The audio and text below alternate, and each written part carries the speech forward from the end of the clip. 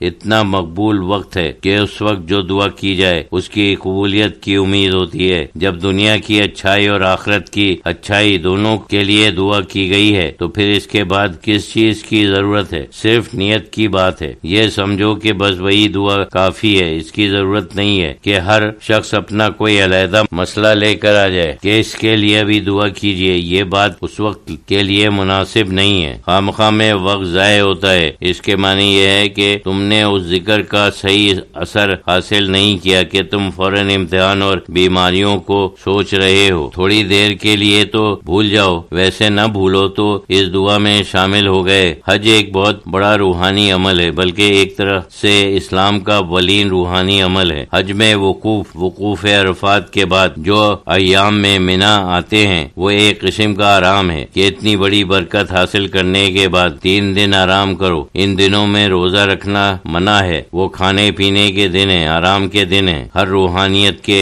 عمل کے بعد انسان کو کچھ ایسی فضا میں اپنے آپ کو قیام رکھنے کی کوشش کرنی چاہیے، اس کے بعد ضرورت سے زیادہ دنیا کی طرف مشغول نہ ہو۔ جب اس نے روحانی مشاغل میں خوب کوشش کی، خوب محنت کی، تو اس کے بعد اس سے اپنے آپ کو کچھ آرام بھی دینا چاہیے۔ جیسے انسان جب خوب کھانا کھاتا ہے تو اسے کچھ دیر کچھ آرام کرنا چاہیے۔ یہ سب روحانی حکمتیں ہیں۔ رات تک اندرونی یا باطنی ذکر جاری رکھنا چاہیے، یہ بہت ہی اہم اور ضروری بات ہے، اس میں بڑی حکمتیں ہیں۔ یہ بات تھی جو میں اس وقت بیان کر رہا تھا۔ حاضرین میں سے ایک صاحب نے پردے کے متعلق دریافت کیا۔ حضرت شہید اللہ فریدی رحمۃ اللہ علیہ نے فرمایا کہ میں پردے کی بابت کسی اور وقت بیان کروں گا، یہ الجھا ہوا مسئلہ ہے۔ الجھے ہوئے مسئلوں کو بیان کرنا میں زیادہ پسند نہیں کرتا، اس وجہ سے کہ لوگ اپنی ذاتی رائے داخل کر لیتے ہیں۔ روحانیت اصل میں ہر چیز کو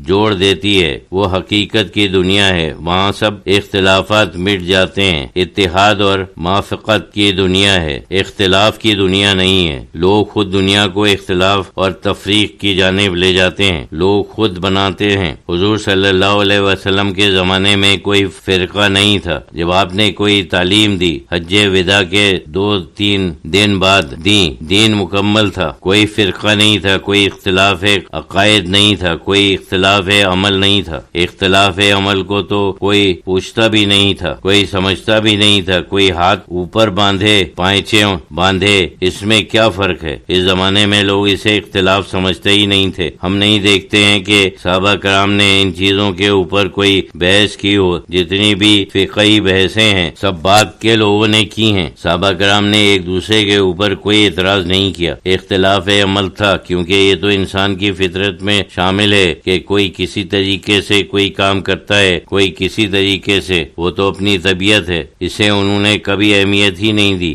آپ دیکھیں کہ صحابہ کرام میں کون سا اختلاف تھا، تو بھی برائے نام تھا، خاص طور سے عبادات میں تو بالکل ہی نہیں تھا، کوئی بات نظر ہی نہیں آتی۔ بعض ایسی عملی چیزیں تھیں جو سمجھے ایک رائے کے اوپر ہوتی ہیں، تو کسی نے یہ نہیں کیا، بالکل عملی چیزیں تھیں۔ مثلا ایک لڑکی اور ایک لڑکے کو دودھ پلایا ہو تو چاہے وہ غیر ہی کیوں نہ ہو، بھائی بہن ہو جاتے ہیں، ان کی آپس میں شادی نہیں ہو سکتی، یہ ایک مسئلہ ہے۔ مثال کے طور پر کوئی خاص صورت پیدا کرنے کے لیے کوئی عورت کسی بڑے مرد کو دودھ پلائے تو کیا وہ اس کا بھی رضائی بیٹا ہو جاتا ہے؟ اور کس عمر تک ایک عملی چیز ہے۔ اس قسم کی تفصیلات نہ تو قرآن میں ہیں اور نہ حدیث میں، بعض ہوتی ہیں اور بعض نہیں ہوتی، تو یہ ایک عملی بات ہے جس کے اوپر کچھ ہوا تھا۔ میں یہ مثال اس وجہ سے دے رہا ہوں کہ یہ محض ایک عملی تفصیل ہے، اس میں بھی اختلاف تھا، کسی نے کچھ کیا، کسی نے کچھ کیا، ایک دوسرے کے اوپر اعتراض کہ یہ بات ناجائز ہے، یہ جائز ہے، تم بدعتی ہو، ایسا کسی نے نہیں کیا۔